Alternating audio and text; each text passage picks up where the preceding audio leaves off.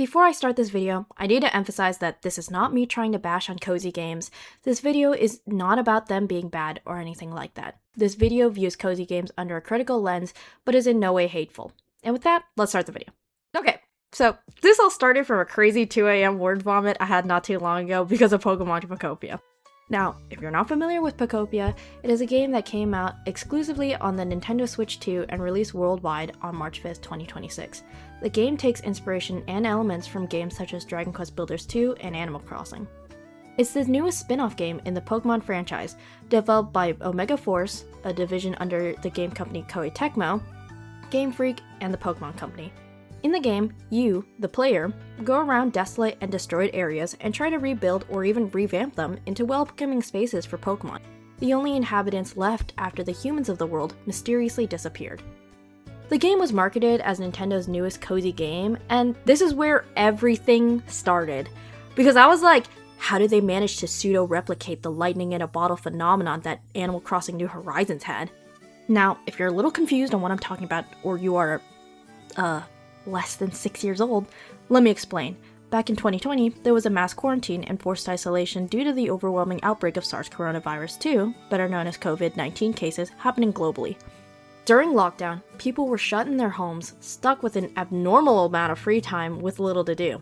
And that is exactly when Nintendo's new game, Animal Crossing New Horizons for the Nintendo Switch came out. Specifically, the game came out in 2020 on March 20th. The game itself is a life sim where you move to a deserted island and are able to do whatever you like. Catch fish, catch bugs, gather fruit, interact with your neighbors, and so on. The characters in the game, except for your player, are animals that come in various shapes and sizes with their own personalities and quirks. This title about relaxation, nature, and community came out in a time where people felt isolated like they had never felt before, and this game sold like crack! According to an article by Andy Robinson at VGC, by the end of September that year, it had sold over 26.04 million units, less than 10 months since the game had released, which is an absolutely insane amount. And I bring this all up because I find it incredible that not once, but twice has Nintendo released a so-called cozy game in a turbulent social climate, and to overwhelmingly positive results. During the time of writing this script, Pokopia has sold out of physical copies in multiple countries. Okay, hi, editing me here. Actually, some figures for Pokopia have been released, and it turns out the game sold over 2.2 million copies on its release weekend, which is insane. Also, I need to mention how it shares similarities with Viva Pinata. Guys, do you understand? Do any of you know Viva Pinatas, guys? Typical games on a physical cartridge have the memory and data stored on the cartridge itself, but not Nintendo Switch 2 game key cards. It's kind of like if you bought a Honda, but instead of actually purchasing one, you just bought a certificate saying you own one, but it still takes up space in your garage, and theoretically, if Lord Honda ever decided to revoke your privileges, they could do so. It's a wonderful, short end of the stick bargain. Which makes its rampant success even more impressive. Anyways, this thought broke down the containment walls I had been using to dump all my thoughts about cozy games into the Discord servers with my friends. 40 minutes later, and after about 1,000 words typed, I went to bed at 3 a.m. But the topic of cozy games has been bothering me for a while. And it's not just one thing either. This thing has layers to it. I've thought about this for months, years even. And now, with my anecdote over, we can start with the first topic. What are cozy games? Well, just by going off the name, I can't tell you. Let me be frank. I never liked the cozy game label, partly because I thought it sounded like fake and buzzwordy, but also because it absolutely does nothing to tell you about the games in its genre. Unlike other game genres that have descriptive labels like role-playing game or first-person shooter that inform people of a game's gameplay, the label cozy game is entirely unrelated to gameplay. The label cozy game at best evokes vague imagery or feelings, like being wrapped in a blanket on a rainy day, but is that actually true to what is in these games? I've thought about this a lot, and I feel like more than cozy games actually being cozy and comfortable, these games are reassuring. They're games that provide comfort. And before someone points it out, to me, comfortable does not equal providing comfort. Those two things can overlap, but fundamentally, they are different. Anyways, these games create feelings of reassurance in large magnitudes, because all the gameplay centers on the player's input, Which leads me to the main topic of this video, the all-consuming nature of player-centered gameplay seen in recent cozy games. In these games, you, the player, have control. You have all the control. And there is a very small presence of randomness in these games. If there is, it's to provide variety, but not friction. In a world where most people feel powerless, these games center around them and give them a space and the abilities to do whatever they want. I think one of the biggest examples of this is the previously mentioned game Animal Crossing New Horizons, which I gave a brief description for, but it is a life sim game released back in 2020 for the Nintendo Switch. The draw of the game is its calming and welcoming atmosphere, with bright visuals and cute aesthetics. It is the 5th installment in the Animal Crossing series. The game boasted a large amount of player freedom and an extensive toolkit for the player.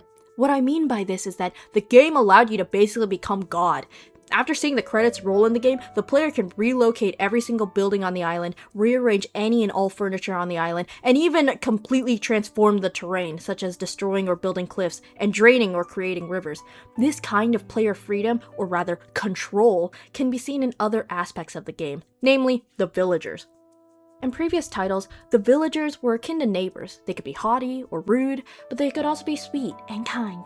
They were meant to be like your equals. You may have differences or disagreements, but you were connected to them because you and them called the same place home. In the older games, you had no control over a villager. They were a free entity with autonomous thoughts and actions. Flash forward to Animal Crossing New Horizons, and almost everything in this game is flip-flopped. The villagers on your island do little to nothing without the player's input. One of the biggest discussions surrounding the game is the fact that they now can't move away or even choose where to place their house without the player say so. The villagers have minimal autonomy in this game, in direct response to how much autonomy they had previously. The autonomy of the villagers that I mentioned earlier caused a lot of friction in older titles.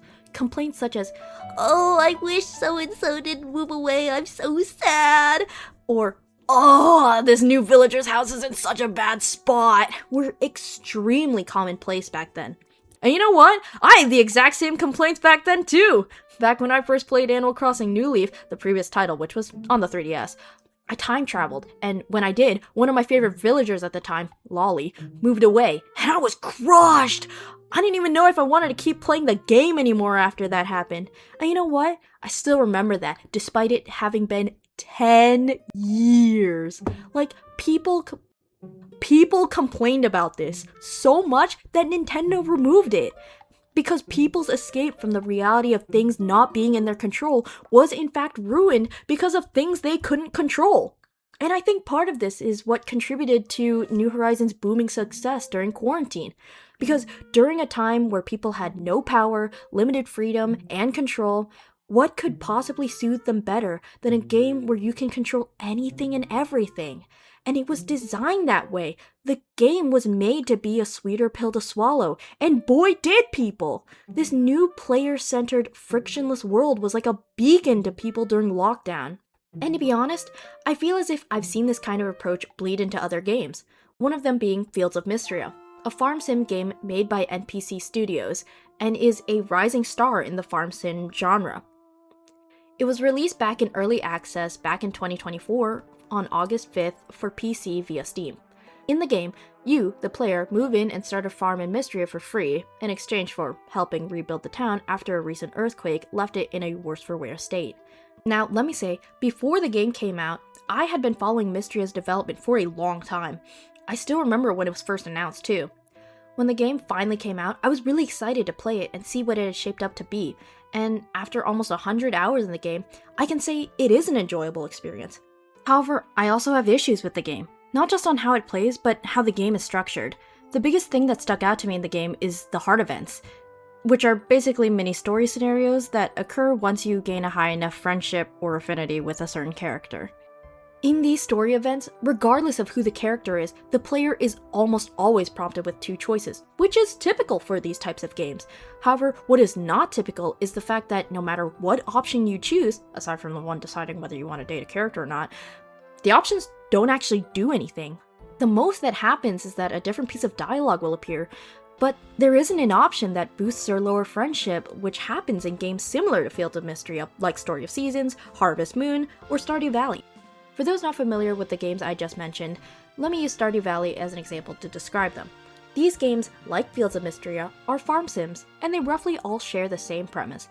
You move into a new town to become a farmer, and in these games you can date other characters, create a farm, or empire, depends on the player, have kids, and so on. It's basically, what would your life be if you were a farmer? In Stardew Valley, you come to, well, Stardew Valley, after being disillusioned by modern life. And so you move onto a farm your grandfather gifted to you long ago.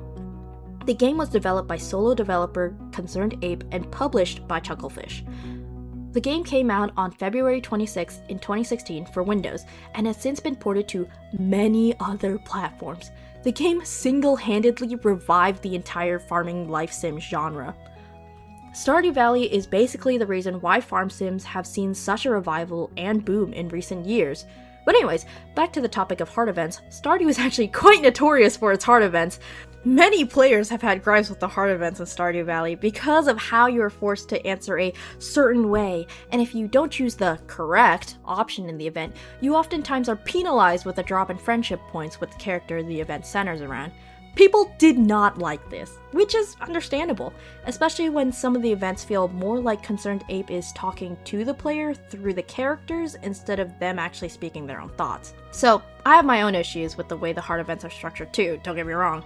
But compared to Fields of Mysteria's frictionless, no wrong option approach where no matter how you respond or treat a character, they still like you, I would prefer Stardew Valley's approach, and that means rolling with the punches, which I definitely have.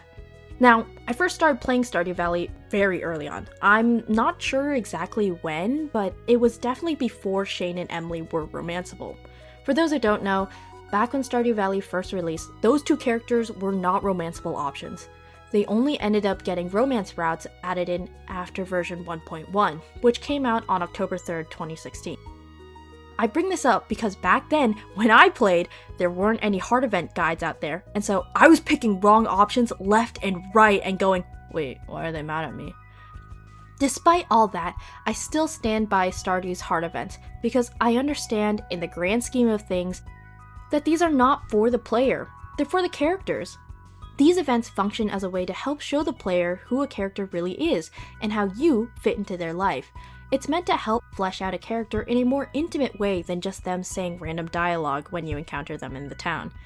They're meant to force the player into the shoes of the character and try to get them to understand what the character's thoughts and feelings are in the moment.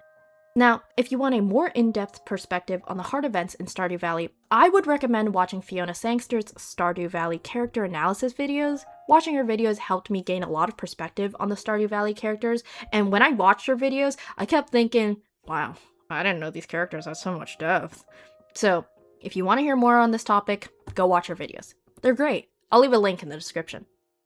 Anyways, although being penalized and making fictional characters upset feels bad, I find it very valuable, because without the penalties, without the wrong options, you would never be able to have right options, and never be able to have a clearly defined character if they couldn't assert themselves.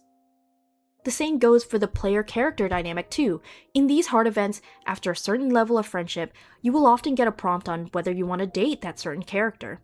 At this point, several events have happened already, and a storyline with your player character and the other has already been established. You are someone to them, someone who understands them, who they can turn to, someone they treasure because you said or did the things they needed. But this only works if your choices actually matter. Which is exactly what doesn't happen in Fields of Mysteria. I think one of the biggest examples of this is in a certain character's 2 hard event, the character in question being Mysteria's favorite little boy, March. Now, if you're not familiar with this character, he is the only character in town who antagonizes you. In his early interactions with the player, he is curt and rude. Now, in your first hard event with him, his 2 hard event, your character gets called over to the blacksmith, where March confronts you and says, I didn't think you'd actually show. I hear you've been making yourself useful around town. Everybody has only good things to say about you. The player has the option to respond one of 2 ways. If you say, it's been lots of fun helping out, he says, fun. Ugh. If you say, so I guess this is where you apologize for your bad attitude, he says, ha, not a chance. No matter how you respond, nothing changes. despite these two options being vastly different. Of course, if you're familiar, March's character is shown in all of his other pieces of dialogue. But what does this heart event do for him and the player? What kind of person does he really need in his life? Whether you're a bubbly person or a vindictive one doesn't matter. Sure, the game might tell you otherwise through the dialogue, but it doesn't via gameplay. The gameplay tells you that it doesn't matter what you do or say or what kind of person you are, it's all the same. In these events, it's clear to me at least that you're not the one. You're just someone who is there because you, in real life, are playing the game. Now, I'm not a researcher. I am not an expert.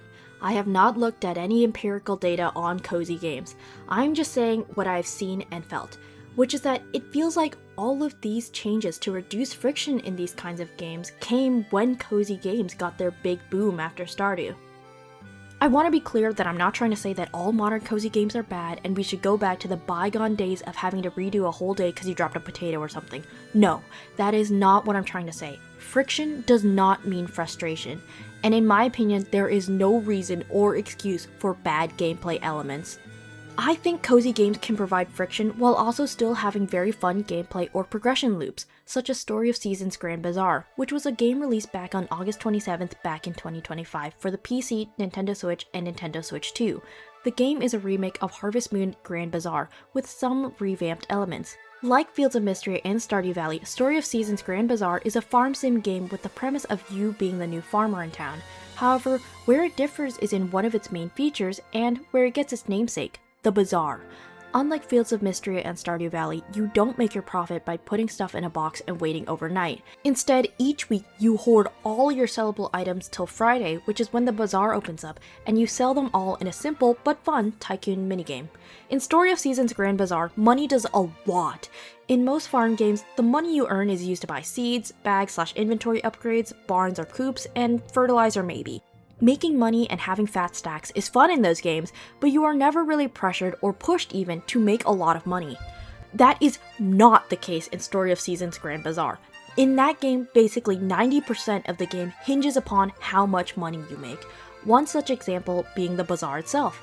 It can upgrade and expand with each new tier you unlock. But how do you do that? By making X amount of collective money at the Bazaar. And this kind of situation is seen throughout the entire game. You want to have more farm plots? Buy it. You want better soil so your crop quality will increase without you having to fertilize them? Buy it. Want to recover more stamina when you take a bath? Buy it. Don't want to keep hurting your farm animals? Buy it. Want to make more at the Bazaar? Buy stuff. Money runs that game like crazy.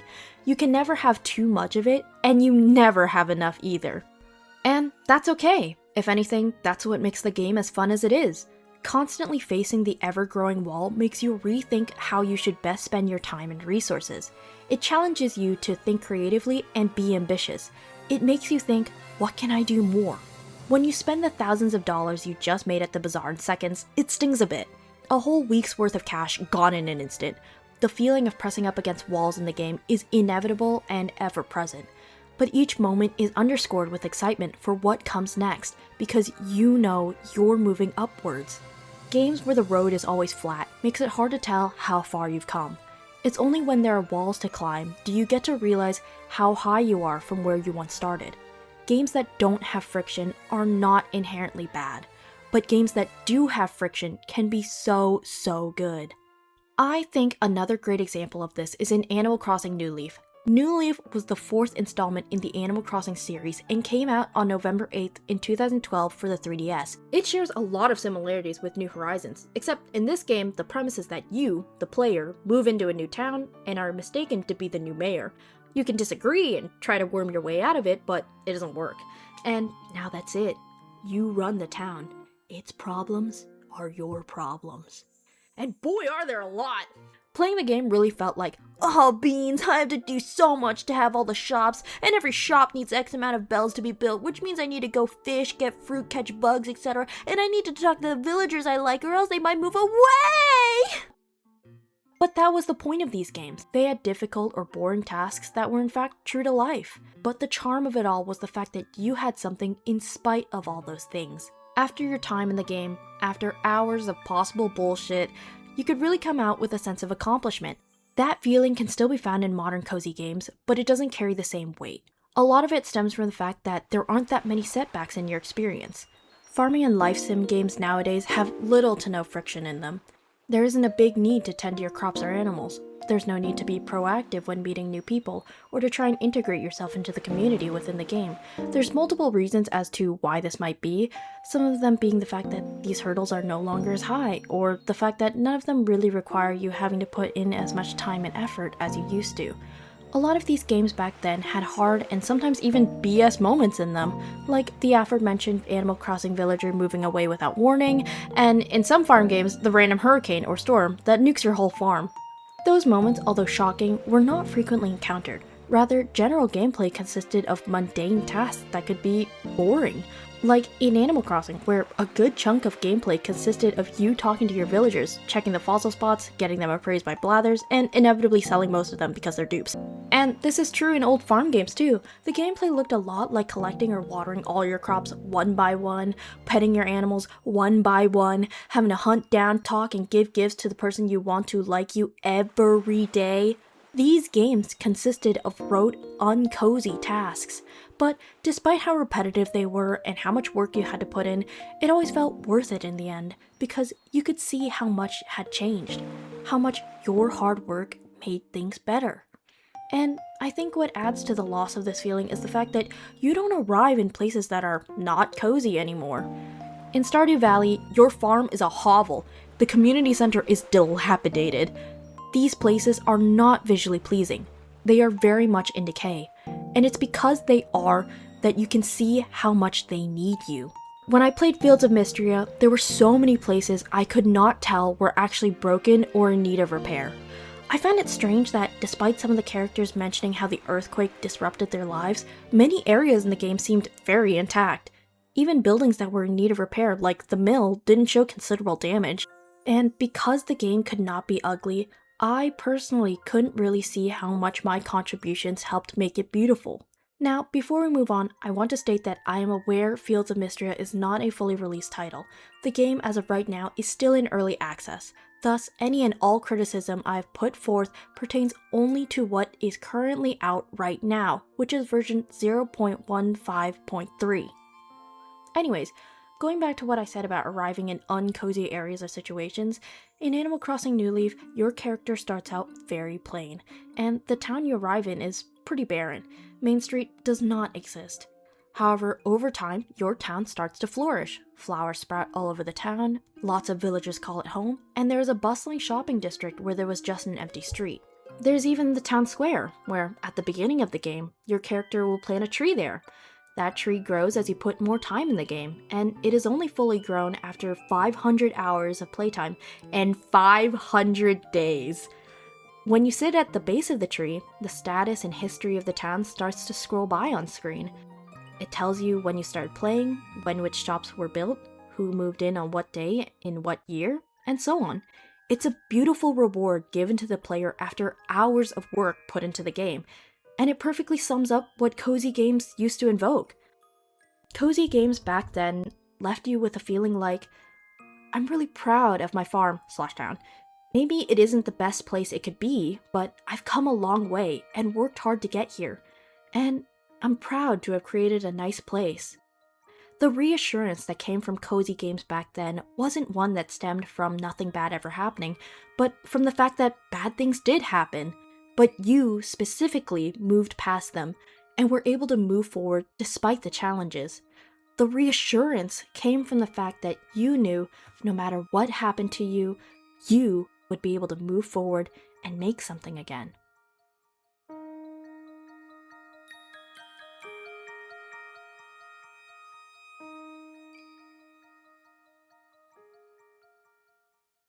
Thanks so much for watching my video. I have never done anything like this before, which maybe you can tell. This video took a lot longer than I thought it would. Anyways, I wanted to shout out my sibling and their partner for helping me out with this video. My sibling helped proofread and critique my script, which was super helpful. My sibling's partner downloaded DaVinci for me and gave me pointers for editing. Speaking of editing, I never realized, well, I guess I forgot, but man, video editing is so tedious. What the hell? Anyways, thanks again to everyone who watched this video. If you liked or disliked a certain part, let me know! Oh right, any articles, videos, and music I used in this video will be linked in the description below. So if you're curious about anything I mentioned or referenced, go ahead and check it out. Anyways, I don't know if I'm gonna make another video. I do have an idea, but to be honest, I made this video because I have so many thoughts like this, and I started to feel like the allegory of the cave thing, you know, where the prisoners are seeing shadows on the wall and they're thinking they're real or something. So, yeah. You might be wondering, hey, why is some of this video a speed paint? That's a great question. That was the drawing I was working on when I first started making this video. I didn't know what to put for the actual video, so I did that. If you're wondering if it's finished, it is. Here you go. Anyway, if you're still here, mwah. Okay, I'm ending the video. Bye.